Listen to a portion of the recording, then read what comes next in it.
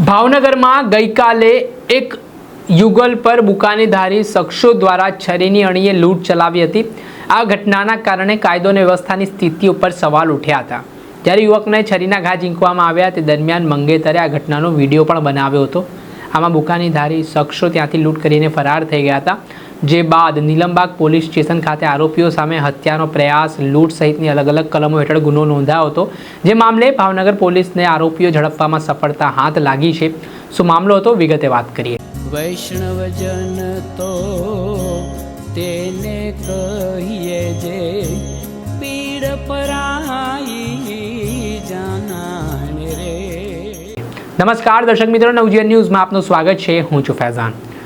ગઈકાલે ભાવનગરના Nilambag police station હદ વિસ્તારમાં આવતા બોર તળાવ ખાતેથી દિશાબેન ડાભી નામના યુવતી છે તે પોતાના પતિ સાથે હોટલમાં જમીને પરત ઘર તરફ આવી રહ્યા હતા। ત્યારે આ યુગલ બોર તળાવ વિસ્તારમાં બેઠો હતું ત્યારે બે જેટલા શખ્સો એક બાઇક ઉપર આવે છે, મોઢે માસ્ક બાંધેલો હતો ને આ યુગલ પાસે પહોંચીને છરી બતાડવા લાગે છે ને તમારી પાસે રહેલા પૈસા, વોલેટ સહિતની વસ્તુઓ અમને આપી દો તેવું કહીને મનદીપસિંહ યાદવ નામનો જે પીડિત છે તે પ્રતિકાર કરે છે। એટલામાં આરોપીઓ ઉશ્કેરાઈ જાય છે અને આ બુકાનીધારી આરોપીઓ દ્વારા મનદીપસિંહ યાદવ ઉપર જીવલેણ હુમલો કરવામાં આવે છે। આ ઘટનામાં દિશા ડાભી નામની આ જે યુવતી હતી તેના દ્વારા ઘટનાનો વિડીયો પણ બનાવવામાં આવ્યો હતો। આ હિચકારો હુમલો કર્યા બાદ આરોપીઓ ફરાર થઈ જાય છે। જે મામલાને લઈને સ્થાનિક લોકોને જાણ થતાં તાબડતોબ ત્યાંના લોકો દોડી આવે છે। પોલીસને જાણ કરવામાં આવતા નીલમબાગ પોલીસની ટીમ ઘટના સ્થળે પહોંચે છે। ત્યારબાદ તપાસના ધમધમાટની શરૂઆત કરવામાં આવે છે। આરોપીઓ સામે હત્યાનો પ્રયાસ, લૂંટ સહિત અલગ અલગ ગંભીર કલમો હેઠળ ગુનો પણ નોંધવામાં આવ્યો છે।